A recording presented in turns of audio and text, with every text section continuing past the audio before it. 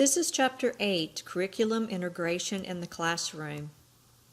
We're going to look at some very interesting research, and you will be tested on this, so you need to really pay attention.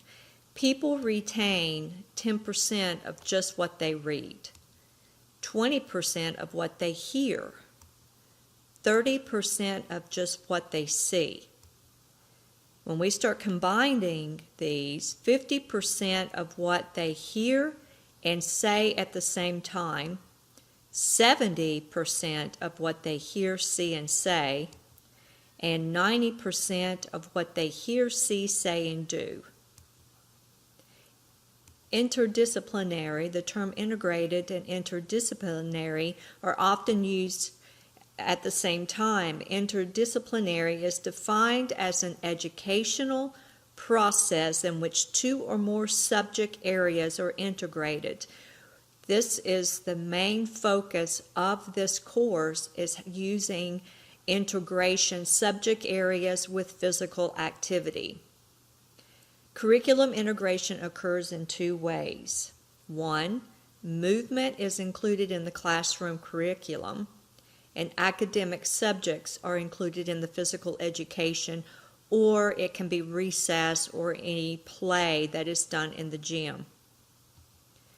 Curriculum integration is not desirable in all situations. Don't think that every situation has to have this. Sometimes it's not needed. When we look at integrating activities across subject areas, need to have a purpose. Activities should be educationally significant. Collaborations between the PE teacher and the classroom teacher is really the key to be successful in integration. Curriculum integration occurs when the academic subjects are included in physical education.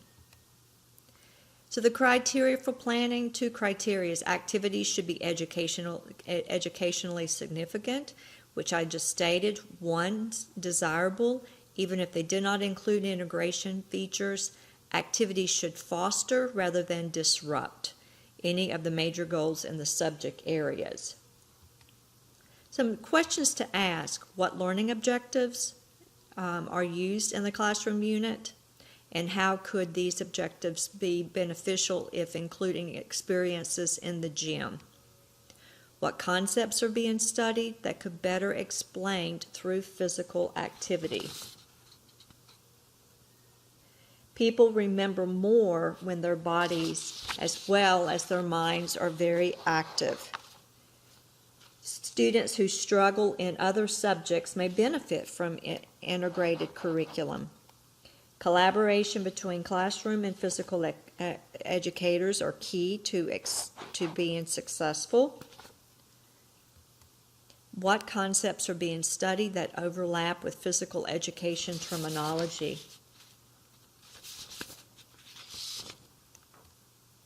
Through dance, children can have an opportunity to respond to literature, so including dance while doing performing literature activities can help.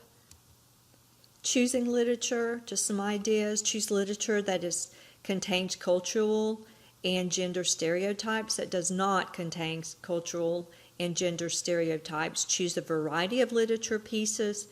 Ask students to bring books to share about their culture, and encourage students with disabilities to share books regarding their disability.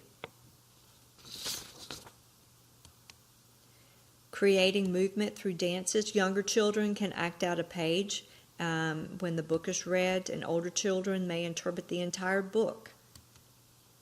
And we're moving into using multiple intelligence. Bodily and kinesthetic intelligence is the ability to control one body, motion, and handle objects carefully. And when we're looking at these intelligence, we can look at professions that may come out of it. For example, a body kinesthetic intelligence, they may turn out to be a pro basketball player. Linguistic intelligence is the ability to use language in different forms, speech, writing. These are your bilingual individuals. Logical, mathematical is the ability to effectively use numbers, see patterns, and see things from a logical point of view. Then musical intelligence is the ability to use the core set of musical elements, pitch, rhythm. Spatial intelligence is the ability to create a graphic likeness of spatial. Naturalist is the ability to understand, relate, categorize, explain things encountered into the world.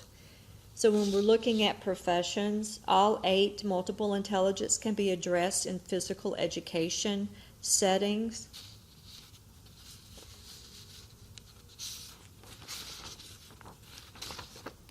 When we look at professions, which profession would be most likely associated with spatial intelligence? And that would be an architect. Which profession would mostly be associated with kinesthetic? And that would be a dancer. Profession with interpersonal intelligence would be a psychologist, and profession associated with linguistic intelligence would be a poet.